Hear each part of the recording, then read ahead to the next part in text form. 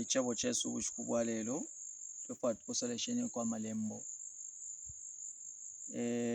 ishita shonse tulingile tulekwata ichebo cha kwaleza ishita shonse tulingile tule tontonkanya pakwisa kwa Yesu Kristu kwa chibiri nomba bushikubwa lelo ngefyo tusambilira ishita shonse lero twala kwata ko lesoni ya ibela so twala kwata okuya mwibuku lya Genesis tulesambirira the three D's ama D ya tatu oyo balufishe mwibala lya Eden oyo twala kwata okusambirira the 3 D's. So twalamba okusambirira ilesoni leso mwenenga tusukishako tukakwata na part 2 bati twalasambirira fya kwe bati ishe chilaka ichana part 2 bati tukakwata na part 2 nomba twakwata okubelenga okwamira mu Genesis chapter 3 imo twala kwata okubelenga kwate kwepepo mwelesa mwebakala mukataka mu twamulomba kutwisula amatu yakulibo mpashikuleka tumfuikisha mashuye aya bumushiro mukwamba kwesu nokupwala ndeni kulifwe ishitatuikele munshiko ya mpela tulefu aisho kumfwe chebo chene muri Yesu Kristo mutwalomba pantu twaishwa tumwala chite chumwabira kutema kwenu muri Yesu Kristo amen. Umfwe Genesis chapter 3 ero twamba okuberenga pa verse twalamba okuberenga pa verse 1 fipo twalamba tukula tuletentemuka. Now the serpent was more subtle than any beast of the field which the Lord God had made. And he said unto the woman, Yea, and God said, Ye shall not eat of every tree of the garden. And the woman said unto the serpent, We may eat of the fruit of the trees of the garden. But of the fruit of the tree which is in the midst of the garden, God hath said, Ye shall not eat of it, neither shall ye touch it, lest ye die. Apatulesanga mweli ashi, ili nsoka iyi mininako satana ofo ipiribula symbolically iyi nsoka ile imininako satana nomba tulesanga mu conversation umwana kashina kwata na satana nomba nga twamona chinshi chilengele iyi nsoka ikwate conversation no umwana kashiteshibe satana ewishibe ate mu nsoka ewishibe satana ewishibe why eshibe shani na mukuba kwako kwali atontonkanya pantocho alefu afi kwe batu muntu alube atontonkanya na alamu chitashanyu muntu na alamu senda shanyu muntu pakuti mulufi chonzo chwa tontonkenyi nga twabelenga inspiration amalembo yamo twabelenga ya busesemo na ngoma commentaries aya ma Bible students bali aba lelemba balesuma sana Bible ama commentaries bakwata abengi mwabelenga mukasango kokwe bati satana tabalire fyapa atali kwete okutontonkanya okumona tikanshe ko nalaesha ali tontonkenye sana elo aishile sangati echo nala chaya fye ni pakulya number 1 pakulya omuntu opo nala chitashani epo nala muchaira fye number 1 epo nala musendera nomba mumfwe cheni tulebelenga tumfu. And the serpent said, verse 4, to the woman, Ye shall not surely die, for God doeth know that in the day ye shall eat, then your eyes shall be opened, and ye shall be as gods, knowing good and evil. And when the woman saw that the tree was good for food, and that it was pleasant to the eyes, and a tree to be desired to make one wise, she took of the fruit therefore and did eat, and gave also unto her husband with her, and he did eat. Abantu baishire ponena pakulya. Nga twamona okulya kuchitwa kuchita summarize in diet. Abantu baponene muri diet. That's number 1 D. O abantu baponene na yeye. Diet bapona. Tuleanda twesamira pali the 3 D's. So twasango cho baponene abantu cho satana amwene sana ichichena ngana abaponya.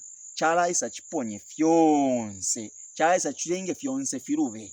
So number 1 mweba Kristu nga tuloleshe sana lesa elo ambiro kufunya abana ba Israel mu chalo cha Egypt abafunya alenda nabe chinsho chwa abalishepo sana okufa okwebati pakuti bamupepe bwino alangira ati nalabesha mukulya tumone mfunye ekyaba mukatika mtima wabo nga twaberenga Exodus chapter 8 chapter 9 na chapter 4 Deuteronomy ero nga twaberenga Exodus chapter 16 twamba fepa 1 to 10 temuka mwalasa ngoko kwebatilesa alangira ati nalamupela mana echo nde mupela mana ero nalamupela mukalali afye uruchelo ni chungulo ukuleka mbone ekyaba mukataka mtima we go and study Deuteronomy chapter 8 mwalasa ngati nalefu okumone ekyaba mukatika mtima we ero kali nalefu aya miweshe mititeri juice ambone sibwele so satana alishwa ati muntu nga musenda fye mukulya definitely afuira hapo na kufinti fyonse nechirumba nichapwa chaisa ero echirumba is a number root ya mibe mbushonse nishu muntu mwaba self chapa so ukulya tufire tu abana kwena sana careful ukulya fenga mwamona na into nduja tulera ndavana ba Israel efyo kwaba chitira okulya lesa bapere man chinshi bambira okushupikwa twaleria ku Egypt otwale ikala kuli bagari kufipoto fya gari kufipoto fya manama kufipoto fya mashani baleibu kushokulya lesa abapere diet lyokuleka bamupepe bwino so nga tulefo kumpepa bwino lesa unless tukwate kwa certain diet lesa number 1 ashireta ukulya ambo okubwesha fidefyo balufishe ku Genesis ukulya okutundulu balufya so satana first ashireta tako omuntu pakulya mumonefye we are what we eat.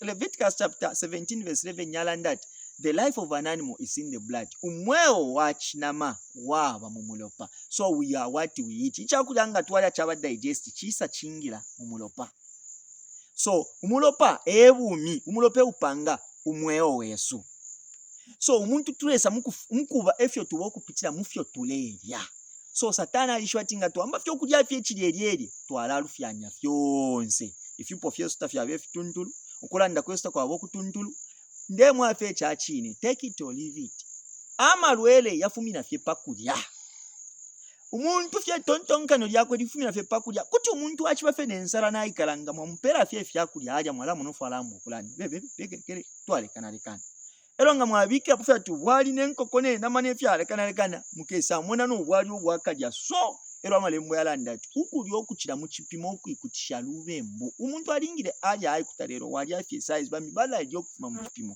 nishi pan satana alishibati pakulya opo ningona ulo umuntu ngana musenda fe pakulya nishapo umuntu alaoneka ponse so number 1 d it was that second after balufya okulya chinshi chimbi chalu benepo chen tutolokere walabalira mu verse 8 and they heard the voice of God of the Lord God walking in the garden in the cool of the day. And Adam and his wife hid themselves from the presence of the Lord God amongst the trees of the garden.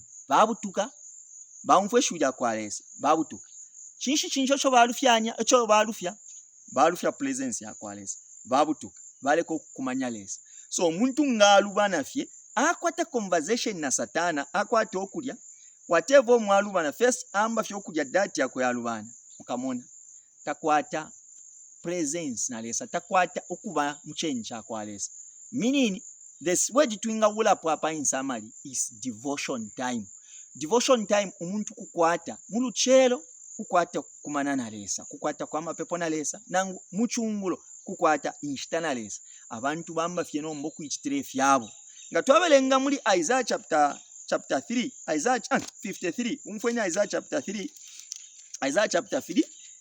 chapter 53 sorry Isaiah chapter 53 verse 6 we like sheep have gone astray bonse twalirwa twabange mpanga we have done everyone to his own way bonse kyamuna omutwalya kunshira yakwe minini kira muntu alya munshira yakwe ali omwalefu ayira nomba usheresa alefu atyo munshira Yesu lesa alefu atwende bonse munshira inga imo yakwalesa not yo wende muri na injende muri na uli inde muri tulefu aika bonse twende munshira imo yakwalesa and the Lord and laid on him the iniquity of us all lesa abuleme mbushesu nokubika pali ena him who is this him Yesu Kristo ewa sendeme nomba Yesu Kristo alisenda na diet ine Yesu Kristo alituluila nangu chishupe shani kuchinja mu mirire Yesu Kristo alituluila tamwaberenga ina Isaiah nga twaberenga ni Isaiah chapter is it 7 is it 15 yatoko kwebati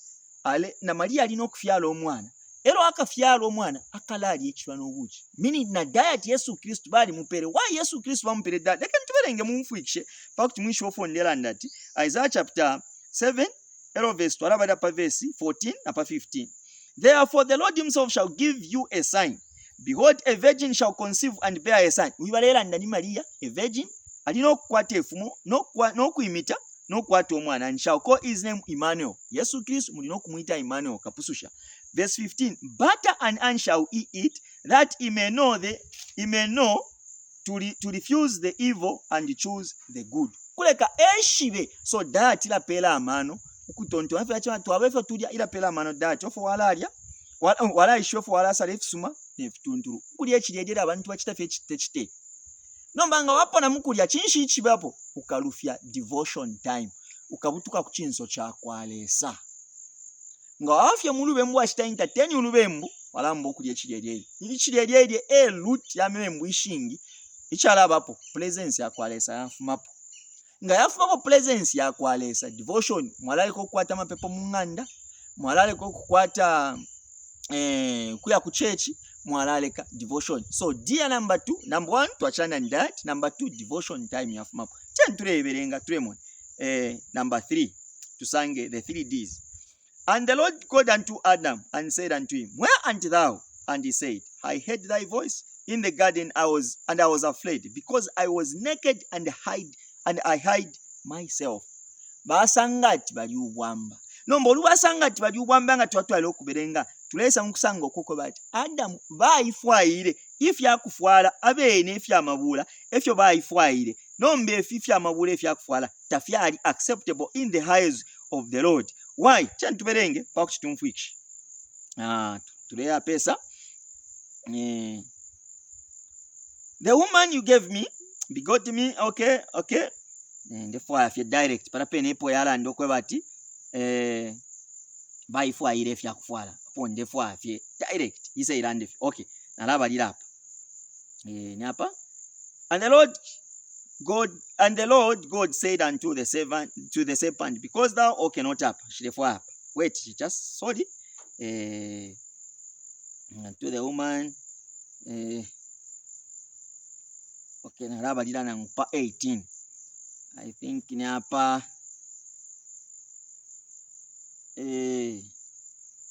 okay sorry okay tekem tuleberenga twalamon. And he said unto I heard thy voice in the garden, and I was afraid, because I was naked and I hid myself. And he said, who told thee that thou was naked? Hast thou eaten of the tree thereof I commanded thee that thou shouldest not eat? And the man said, the woman whom thou givest to me to be with me, she gave me of the tree, and I hid. And the Lord God said unto the woman, what is it that thou hast done? And the woman said, the serpent beguiled me. And the Lord said unto the serpent, because thou hast done this, thou art cursed above all. Okay, verse 50, verse 16. And the woman said, and Adam said, because thou art taken, not up. Where is this verse I'm looking for? Adam and this, good. Sorry. Verse 20, sorry, that was the verse. Forgive me, mwebana bakwales. Na chulwa fe pa verse, sorry. Na chulwa fe fast. And Adam and his wife's name, Eve, because she was the mother of the living. And Adam also and his wife did the Lord God make coats of skins and clothed them. Lesa apanga, ifya kufwala, ifya shani, ifya kubafuika. Aba bali ifwalire ifya kufwala abene nombalesa abapangira ifya kufwala ifya kubafuika nish achimonekati n'abalufyanya dressing nish tabalekere file ifya kufwala efyo bafwere ama aprons fyo bapangire mu ifya ama aprons nish tabalekere tafyali acceptable bayipangira obulungami bwabo nombalesa abaletera ifya kufwala ofibenga fwala obulungami obenga fwala so bonse twalya munshira shesu kufwala ekifwale nombalesa leka bila tuwelele munshira ukufwala ifyo fili acceptable munshira ya kwalesa so mulesa ngoko kwebati Filafine twashibenga mu Isaiah 53 verse 6 ukwe bati everyone has gone astray on his way. Bonse kila muntu alya mu nshira yakwe. Nomba lesa alefwaya tubwerele mu nshira yakwe. Iyo not kuifwalira efyakufola. Abena Adamu na Eva ndida bakweta okufwa efyakufola fyabo. Not lesa alefwaya tukwate efyakufola cause angali balekere. Minini bulungami bwabo bwa lesa alefwa bulungami bwakwe obo tukwate. Dressing yakwe ubwanshiko bwakwe obo tukwate. Elo chinshi twasanga pleasant number 1 that, second twasanga devotion time, third twasanga dressing code. So dressing code ififintu fitatunga fyaluba pa muntu definitely umuntu afye ekiye alamba okuli afye ekirejere takwata amapepo devotion time alifuta alamba fyo kufwala ekifwale dressing code nga fyaluba efifintu mwishi batu muntu aluba ififintu muntu ngabwera muchenyi kyakwalesa efifingire fibwere alingira okuli okutunturu kwata dati tunturu alingira omuntu kabiri ukukwata inshita ya kwalesa alingira okula kwata devotion time. Number 3 alingire alefwala bwino muchinso kyakwesa. Leka ntushinikishe Bible iprove leka ntura ya muri skins iprove Bible yine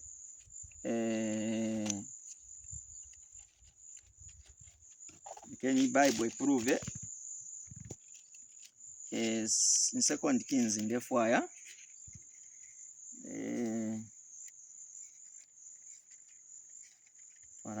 verse 10. 1 Kings chapter 10.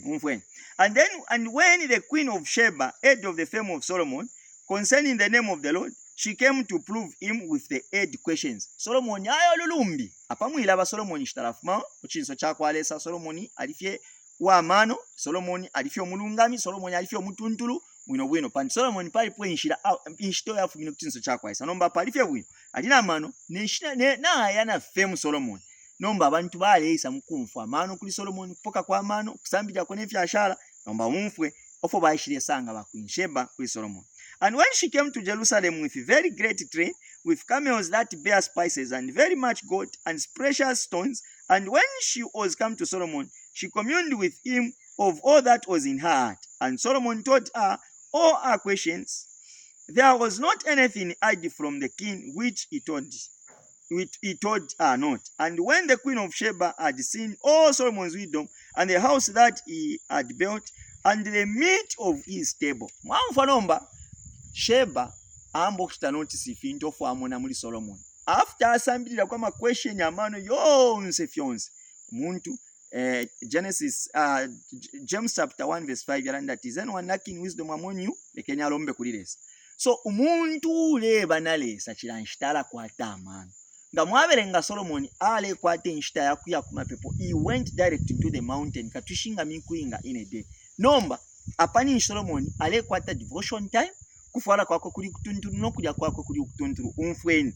At verse 1 and the meat of his table. Meat of his table, what is that? Meat of his table. Meat in Bible in King James Version. That is that. No kujya kwako kwa pa table. Kwa chitiration. And the sitting of his servants and the attendance of his ministers and their apparel no kufwala kwabo kwa lishani kwa ibela elo chinji and his cupbearers and his ascent by which he went up unto the house of the Lord, there was no more spirit in him.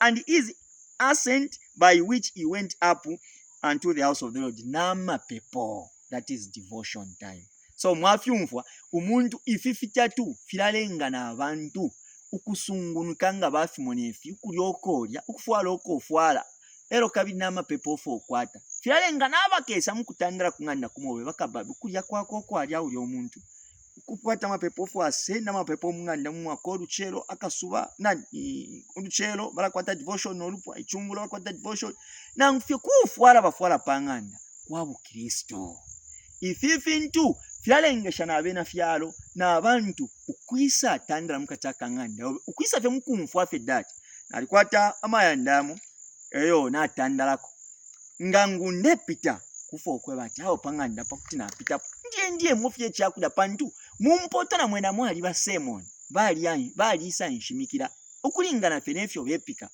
kiralenga nana mayo wine ate mwikana kubena mupalamano na abantu mukulya ifipika bana kantwa diet kanshi no muntu twalinga no kusambirira mukuipika kanshi mukuipika mwali bemfu acho na exeke idala ndati there is death in the pot nalaba nishani idala nda is it ni first kings ine muri mfa mu mpoto so kanshi na mu mpoto mwine mwali bemfwa nombanga twasambirira okuipika twasambirira okufwala twasambira na devotion time ifi fintu fya kontroka tukalengana bena fyalo bakese mukusambirira kono kutira ati ero bakamona umfwenya ati bafuta amone fyons there was no more spirit in tamwashere mupashimuli yena alibo wakusungunika ukumona efyo amapepo Solomon yakachita conduct munganda ukumona efyo alya Solomon ukumona Solomon fyons efyo afwala nefyo abo bonfi wako bafwala ati tamwashere mupashimuli yena ali wakusungunika chanti sungunikishe kwa mafyalo mukufwala abantu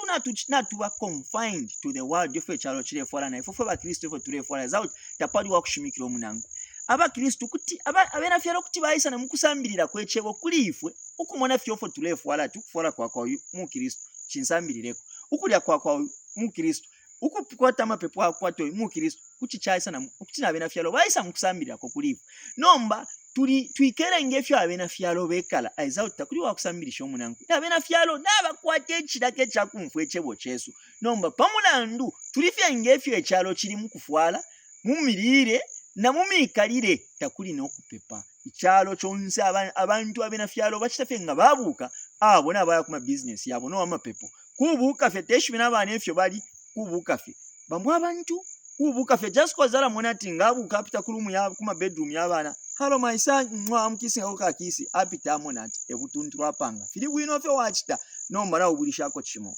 itabana nga high priest munganda wemwa omeni weshima pepo mukalamba munganda itabana okwata ma devotion mukataka nganda nishwambo kuwesha ubutuntu bulesa bulungami bulyo bakwete ku Eden ku Genesis nkutendeka Adam na Eva ifyo nga fyambo okukitika nshubu Kristo bwabwera mukataka nganda iyo nish era udikilai iyala ya kuchalo ukushimikira okukalamba okwechalo chalaisa chumfweko uchemuni walabwe she 15 to the 3 days if yalubire mwibala lya Eden diet itunturu devotion time amapepo atunturu dressing code itunturu kwalo kutunturu ukulelanga obulunga bwakwalesa chashara kuliwo kwasuka chashara kuliwo kutontonkana no kupishama yesatupale until next time bye bye.